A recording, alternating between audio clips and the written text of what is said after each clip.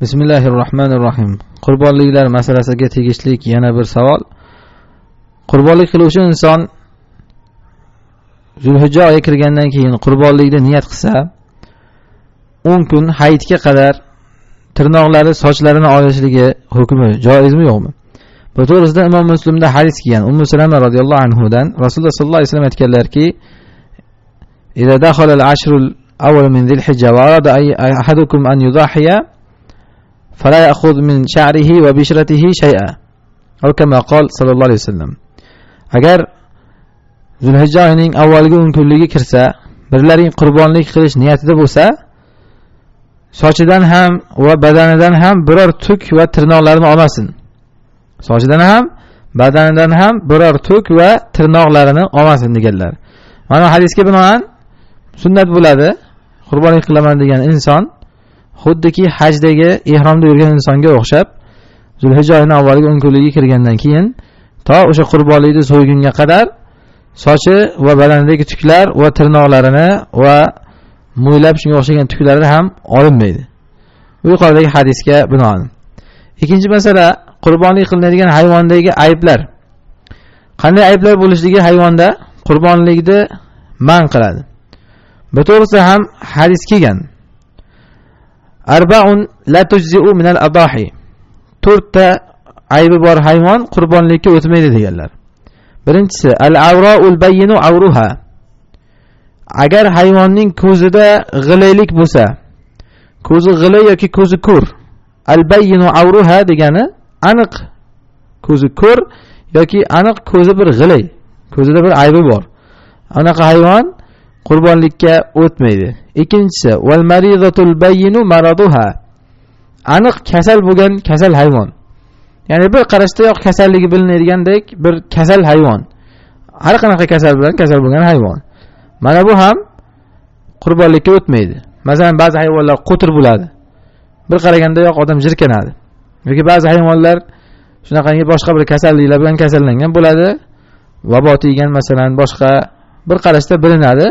Ana u ham qurbonlikka o'tmaydi. Uchinchisi, wal arja'ul bayyinu dil'uha. Aniq suyagi qiyshiq bo'lgan cho'loq hayvon.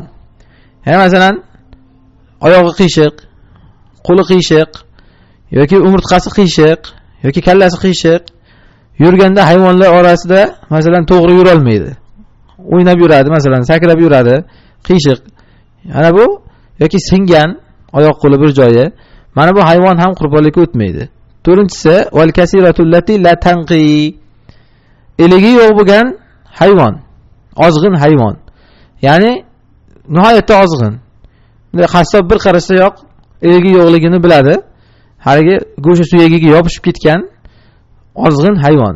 Shu darajadagi ozg'in hayvon bo'lsa, eligi yo'q darajadagi, mana bu hayvon ham qurbonlikka o'tmaydi. Asosiy ayblar mana shu qurbonlikdagi, qurbonlikni man qiladigan ayblar.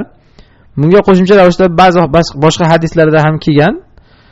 Hayvonning qulog'i qirqilgan bo'lishligi yoki qirqilmagan bo'lsa ham qulog'i yirtilgan bo'lishligi yoki dumi kesilgan bo'lishligi yoki masalan qo'ylarda dumbasi qirqib olingan bo'lishligi yoki tuyalarda o'rkashi qirqilgan bo'lishligi. Anaqa hayvonlar ham qurbonlikka so'yilmagani yaxshi. Bu to'g'risida kelgan hadislarda aslida ixtilof bor, sahih zaifligida. Nima bo'lganda ham qurbonlikdagi hayvon komil to'la hayvon bo'lishi kerak. Alloh subhanahu va taolo oyatda aytganidek, "Va la tayammamul khabisa minhu tunfiqun." Alloh yo'lida nafaqa qilganda bo'lmag'urini qasd qilmanglar degan. Ya'ni inson o'ziga masalan so'yib yeyish uchun olganda qanaqa hayvon oladi? Yaxshi bir semiz, hamma ayblardan salomat bo'lgan hayvon oladi. Alloh yo'lida nafaqa qilganda ham mana shunday komil hayvonni nafaqaga olinishligi kerak. Asosiy ayblar mana shular bo'ladi. Keyin qurbonlikda almashtirish masalasi ham savol bo'lgan. Qurbonlikka olingan hayvonni almashtirsa bo'ladimi? Masalan bir qo'y olib keldik yoki bir mol oldik, keyin uni sotib yoki boshqasiga almashtirmoqchimiz. Agar afzali yoki o'shani mislidagiga bo'lsa joiz. O'shani afzali yoki o'shani misldek bo'lgan hayvonga almashtiradi. Narxda, qiymatda, ammo undan pastiga almashtirishlik joiz emas. Har qanday ibodatda ham inson bir ibodatni nazr qilsa, qilishni qasd qilsa, uni afzaliga o'zgartirishi joiz. lekin undan kamiga o'zgartira olmaydi. Bunga dalil bir kishi payg'ambarimiz sollallohu alayhi vasallamning oldiga kelib aytadi: "Ya Rasululloh, inni nazartu in fatahallohu alayka Makkata an usalli fi Baytil Maqdis." Faqala lahu sollallohu alayhi vasallam: "Salli ha huna." Bir odam kelib aytadiki: "Ya Rasululloh, men nazr qilgandim. Agar Alloh sizga Makkani fath qilib bersa, Baytul Maqdisda namoz o'qiyman deb nazr qilgandim" deydi. Ya'ni Alloh Rasulullohga Makkani fath qilsa, Baytul Maqdisda namoz o'qishlikka nazr qilgan. Shunda Rasululloh aytadi: "Mana Makkada o'qi" deydi. Ya'ni chunki Makkada o'qishlik afzalda, Baytul Maqdisda o'qishlikdan ham. Masjidlar bizda namoz fazilatli bo'lgan masjidlar 3 ta: Makka va Masjidun Nabaviy va Baytul Maqdis. Rasululloh aytadi: "Eng afzali Makkada o'qishlik, shu yerda o'qi" deydilar. Unisi aytadiki: "Ya Rasululloh, men Baytul Maqdisda o'qiyman deb nazr qilganman." Ya'ni qanoatlanmaydi. Rasululloh unga yana takror aytadi: "Mana shu yerda o'qivergin, bu undan ham afzal" deydi. Shunda inson haligi inson yana qaytarib aytganda, "Shan o'ka edim. Bo'lmasa bilganini qilgin" deydi. Boy bilganini qil. Ya'ni gapga kirmasang, boy bilganini qil. Baytul Maqdis namoz o'qimoqchi, o'qiver deydilar. Ya'ni bu hadisdan dalil chiqyaptiki, mana bir inson hattoki Baytul Maqdisda namoz o'qiyman deb nazr qilgan bo'lsa, keyin Makkaga borib qolsa, Makkada o'qib qo'ysa, nazr ado bo'ladi.